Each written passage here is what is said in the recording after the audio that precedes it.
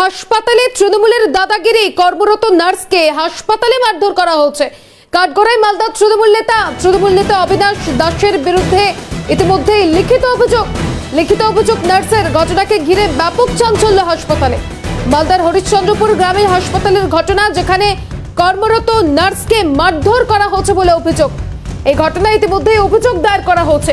ঠিক কি অভিযোগ একবার জানবো, সরাসরি অভিষেক রয়েছে আমাদের সঙ্গে। অভিষেক, কর্মরত অবস্থায় একজন নার্সকে মারধরের ঘটনা, ঠিক কি অভিযোগ রয়েছে সেই তৃণমূল নেতার বিরুদ্ধে?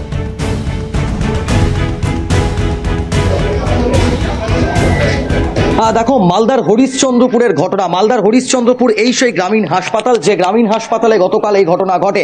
যেটা অভিযোগ যে হরিশ্চন্দ্রপুরের যে তৃণমূল নেতা অবিনাশ দাস, তার স্ত্রী নাকি হাসপাতালে ভর্তি রয়েছে।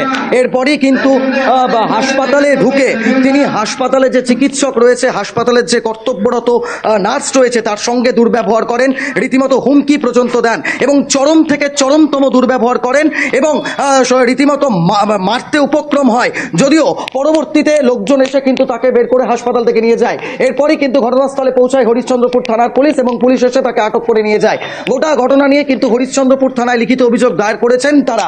আমি একটু সরাসরি কথা বলবো সেই নার্স দিদির সঙ্গে। বলছি, ম্যাডাম, কি হয়েছিল কালকে? আপনারা তো পরিষেবা দিচ্ছিলেন, আপনাদের সঙ্গে এইভাবে দুর্ব্যবহার কেন করা হলো সেটা তো আমি নিজেও বুঝতে পারছি না। ওনার পেশেন্ট ভর্তি ছিলেন, অ্যান্টিনেটাল মাদার। উনি হয়তো ওনার ওয়াইফ হবেন সম্ভবত। উনি ডিরেক্ট এসে কোনো কথা ছাড়াই, পেশেন্ট ভর্তি থাকলে পেশেন্ট সম্বন্ধে জানতে চাইবে বা কিছু, সেই রকম কোনো কনভারসেশন উনি আমাদের সাথে করেননি। এসে উনি রীতিমতো চড়াও হন। ধীরে ধীরে ব্যাপারটা একটা বাজে দিকে চলে যাচ্ছিল। কি বলছিলেন, কি হুমকি দিচ্ছিলেন? উনি হুমকি দিচ্ছিলেন, ফার্স্টে তো উনি শুরু করলেন, শুয়োরের বাচ্চা তোদের দেখে নেব, শুরু হলো থাপড়ে লাল করে দেবো, চুপ দেবো, বাইরে বেরো, মেরে ফেলবো, মেরে ফেলার পর্যন্ত হুমকি দিয়েছে। সঠিক টাইম গোটা ঘটনা নিয়ে আপনারা থানায় অভিযোগ করেছেন? হ্যাঁ, আমরা অভিযোগ দায়ের করেছি। কতটা আতঙ্কে রয়েছেন দিদি আপনারা? সঠিক টাইমে যদি স্যার বা আমাদের গ্রুপ ডি দাদারা না এসে পৌঁছতো, হয়তো আমাদের উপরে সে আক্রমণটা হতো। আমরা এখন আতঙ্কে রয়েছি, যে কোনো টাইমে আমাদের অ্যাটাক হতে পারে আমাদের উপরে। হাসপাতালে নিরাপত্তা রক্ষী ছিল না? না, একদম না। ঘটনাটা ঘটে যাওয়ার তাও কিছুক্ষণ পরে সিভিক দাদারা অন দ্য স্পট এসে পৌঁছেছিলেন। ওখানে ততক্ষণ কেউ ছিল না। কতটা আতঙ্কে রয়েছেন এই মুহূর্তে? যথেষ্ট আতঙ্কে রয়েছি, যে কোনো টাইমে আমাদের উপর অ্যাটাক হতে পারে বলে। কেন করলো এই তৃণমূল নেতা অবিনাশ দাস? কি রাগ তার? এক্স্যাক্ট কারণ তো আমরা নিজেও বুঝতে পারছি না। ওনার যে কি বক্তব্য তিনি নিজেও জানেন না সঠিকভাবে। আপনারা তো চিকিৎসা পরিষেবা চালিয়ে যাচ্ছিলেন ঠিকভাবে, তারপরেও এইভাবে কেন চড়ে আসলেন উনি? ওনার পেশেন্ট ভর্তি ছিল, যা যা ট্রিটমেন্ট পাওয়ার কথা ডক্টররা, সিস্টাররা সেটা অ্যাডিকুয়েট ভাবে দিয়েছিল, কিন্তু উনি নিজেও জানেন না নিজে কি কারণে আমাদের উপরে চড়াও হয়েছেন। হঠাৎ করে এমার্জেন্সিতে এসে বলছেন ডক্টর নেই, সিস্টার নেই, অথচ আমরা অন ডিউটিতে ওখানেই রয়েছি, কিন্তু ওনার বক্তব্য উনি নিজেই বুঝতে পারছেন না। বলছি, আপনি তো চিকিৎসক, এই ঘটনা নিয়ে কতটা আতঙ্কিত রয়েছেন এবং কিভাবে পরিষেবা দিবেন? এরপরেও সাধারণ মানুষকে তো আপনারা পরিষেবা দিচ্ছেন, তারপরেও এই ঘটনার পর কতটা আতঙ্কিত? দেখুন, আমরা যথেষ্টই আতঙ্কিত। সারা পশ্চিমবঙ্গ তথা ভারতবর্ষে এই চিকিৎসা প্রতিষ্ঠানগুলোতে এখন যা হচ্ছে তাই নিয়ে আমাদের আতঙ্কের বিন্দুমাত্র সীমা নেই। গতকাল কি এমন হলো যে উনি চড়ে আসলো আপনাদের উপর? আমরা সঠিক জানি না, কেননা উনি যেভাবে সিস্টারদের উপর অ্যাটাক করেন বা আমাদের উপর অ্যাটাক করেন, এর মূল কারণ আমরা এখনো পর্যন্ত খুঁজে বার করতে। নাইট ডিউটিতে ছিলেন গতকাল? হ্যাঁ, আমি নাইট ডিউটিতে ছিলাম গতকাল। ওনার কি স্ত্রী ভর্তি রয়েছে? হ্যাঁ, ওনার স্ত্রী ভর্তি ছিলেন, অন্তঃসত্ত্বা ছিলেন। তার প্রসব খুব সুন্দরভাবে হয়েছে। এখন মা এবং শিশু দুজনেই সুস্থ রয়েছেন। আচ্ছা, কতটা আতঙ্কিত এই ঘটনায়? আপনারা কি অভিযোগ করেছেন হরিশ্চন্দ্রপুর থানায়? হ্যাঁ, আমরা যথেষ্ট আতঙ্কিত। আমরা শুধু নয়, আমাদের অন ডিউটি সিস্টাররা এবং আমাদের লেবার রুমের যারা স্টাফ রয়েছেন, জিটিএ দাদারা, কর্মবন্ধু দাদারা, সবাই আমরা হাসপাতালের স্টাফরা যথেষ্ট আতঙ্কিত এবং আমরা কালকেই হরিশ্চন্দ্রপুর থানায় একটা রিটেন কমপ্লেন দিয়েছি। হাসপাতালে নিরাপত্তা রক্ষী বা হাসপাতালের কোনো কিছু নেই? কনস্টেবল বা পুলিশ কিছু ব্যবস্থা দেখছেন নিরাপত্তা? দেখুন, আমরা সেই সময় যে সময় এই ঘটনাটি ঘটে সেই সময় কিন্তু আমরা কোনো নিরাপত্তা রক্ষীকে কাছে পাইনি। যখন আমাদের এখানকার মাইকে আমরা স্পিকারে আওয়াজ করি, তখন যে অন ডিউটি সিভিক দাদা ছিলেন উনি আসেন ছুটে স্পটে। আমি একটু স্থানীয় বাসিন্দা এবং যারা হাসপাতালে গতকাল ছিল তাদের সঙ্গে একটু কথা বলে নেওয়ার চেষ্টা করব। বলছি, আপনি তো হাসপাতালে ছিলেন, কি হয়েছিল ঠিক ঘটনাটা? আমি সেরকম জানি না। আমাকে যাই বলছে কি সিস্টার নাই, ডাক্তার নাই, কোথায় গেছে তারা? তারা কোথায় ছিল? এমার্জেন্সি ওয়ার্ডে? দিদিরা এমার্জেন্সিতে পেশেন্ট ভর্তি হচ্ছিল, দিদিরা মেডিসিন দেওয়ার জন্য এসেছিল। আচ্ছা, আমি বলি বাবু কি হয়েছে বলবে তো একটু, কি হয়েছে বাবু বলবে তো একটু। কোথায় গেল তারা, কোথায় গেছে?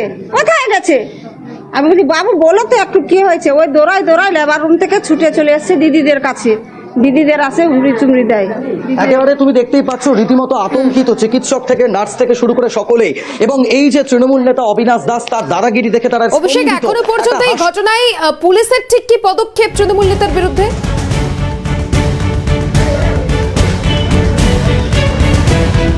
দেখো, হরিশ্চন্দ্রপুর থানার পুলিশ যেটা জানাচ্ছে যে হরিশ্চন্দ্রপুর থানার পুলিশ ওই যে সিভিক ওই যে রয়েছেন অবিনাশ দাস তৃণমূল নেতা, তাকে কিন্তু গ্রেপ্তার করেছে, তাকে কিন্তু হরিশ্চন্দ্রপুর থানায় নিয়ে যাওয়া হয়েছে, এবং চিকিৎসক এবং নার্সের পক্ষ থেকেও কিন্তু একটা হরিশ্চন্দ্রপুর থানায় লিখিত অভিযোগ দায়ের করা হয়েছে, অভিযোগ জমা করা হয়েছে।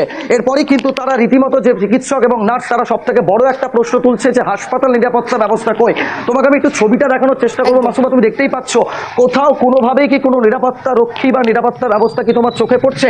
একদমই না, একদমই না। এত বড় একটা হাসপাতাল, হরিশ্চন্দ্রপুরের কয়েকটা গ্রাম, বেশিরভাগ গ্রামই কিন্তু এই হাসপাতালের উপর তারা নির্ভরশীল, এবং হাসপাতালের চিকিৎসক থেকে নার্স থেকে শুরু করে তারা 24 ঘন্টা পরিষেবা দিচ্ছে। তারপরও হাসপাতালের কোনো রকম কোনো নিরাপত্তা ব্যবস্থা নেই। একই সঙ্গে দেখতে পাচ্ছ এখন দুটো সিভিক ভলেন্টিয়ারকে আমরা দেখতে পাচ্ছি, যদিও হাসপাতালের নার্স এবং চিকিৎসক তারা অভিযোগ করছে যে গতকাল কিন্তু এই সিভিক ভলেন্টিয়ার তারা ঘটনাস্থলে উপস্থিত ছিল না, তাদেরকে কিন্তু অভিষেক, সঙ্গে থাকা এই মুহূর্তে চিকিৎসক এবং বিজেপি নেত্রী অর্চনা মজুমদার রয়েছেন টেলিফোন লাইনে। ম্যাডাম, একদিকে তৃণমূল নেতার বিরুদ্ধে অভিযোগ, তার অভিযোগ যে নার্সের উপর তিনি চড়াও হয়েছেন এবং মারধর করেছেন, কি বলবেন? দেখুন, রাজ্যের প্রশাসন আর পুলিশ এখন দুষ্কৃতীদের কন্ট্রোলে, এখন দুষ্কৃতীরা রাজ্য চালাচ্ছে, এবং আপনি দেখবেন যেখানে যত গন্ডগোল, যেখানে যত রেপ মার্ডার, যেখানে যত মোলেস্টেশন বা এই যে মহিলাদের ধরে বেঁধে মারধর, সমস্ত জায়গায় কোনো না কোনো ভাবে তৃণমূলের নেতা মন্ত্রীরা জড়িত। কারণ তারা জানে আমরা দলটা করি, এবং এখানে গুন্ডামি করলে, মেয়েদের রেপ মার্ডার করলে শাস্তি হয় না। সে পার্কস্ট্রিট থেকে শুরু করে আজ পর্যন্ত কামদুনি পর্যন্ত ফাঁসি হয়নি। সুতরাং এ রাজ্যে একটা জিনিস খুব পরিষ্কার দুষ্কৃতীদের কাছে, যে তাদের দিদি আছে, এবং সেই কারণে আজকে আরজি করের ঘটনা নিয়ে সারা রাজ্য নয়, সারা দেশ, সারা পৃথিবী উত্তাল। আর এই নার্সকে মারধর করা ওদের তো মানে অভ্যেস, মানে হাত চলে যায় মহিলাদের ওপরে, কথায় কথায় মারধর করা, কথায় কথায় রক্তচক্ষু দেখানো। একেবারে একেবারে অনেক ধন্যবাদ ম্যাডাম। অন্যদিকে আমাদের প্রতিনিধি অভিষেক ছিলেন, অভিষেককেও ধন্যবাদ।